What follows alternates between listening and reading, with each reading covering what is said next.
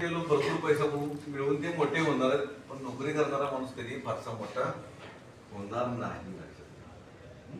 त्यामुळं तुम्ही पण एक असं डोक्यात घ्या की मी शून्यातून निर्माण म्हणजे शून्यातून सुरुवात करेन, पण एक उद्योजक होईल हे एम ठेवा, हे टार्गेट ठेवा. असं कोणाची ही कंपनी एकदम मोठी होत नाही, लगेच होत नाहीये.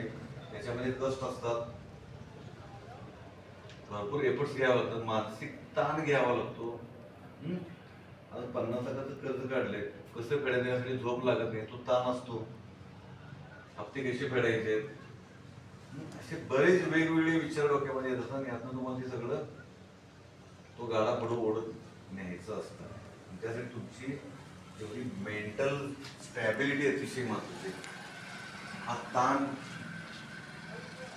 झेलण्याची कुवत ही सुद्धा तुमच्याकडे असणं गरजेचं आहे. म्हणजे एक व्हर्सटाईल पर्सनॅलिटी असायला लक्षात घ्या. ते बनायचं आहे आपण. मी असं म्हणत नाही तुम्ही आता आहे, पण येत्या काही वर्षामध्ये तुम्ही बनवू शकता. ते प्रत्येकाकडे ते असतं, फक्त आपली मानसिक तयारी असणं गरजेचं आणि आपण तुम्ही डेव्हलप होऊ शकता.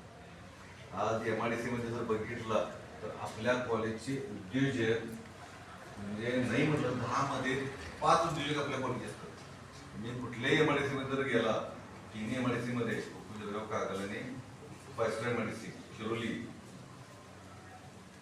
तर तिथं बऱ्यापैकी आपल्या कॉलेजचे माजी विद्यार्थी त्यांच्या बऱ्याचशा कंपन्यांमध्ये ही आपल्यासाठी अभिमानाची गोष्ट आहे. उद्या तुमची सुद्धा कारखाने तिथं असणार आहे. त्यामुळे तुम्ही स्वतःला कमी समजावं का माझ्याकडे आता पैसा नाही, मी खूपच गरीब आहे, फंडिंग नाही आहे, असं काही नाही आहे.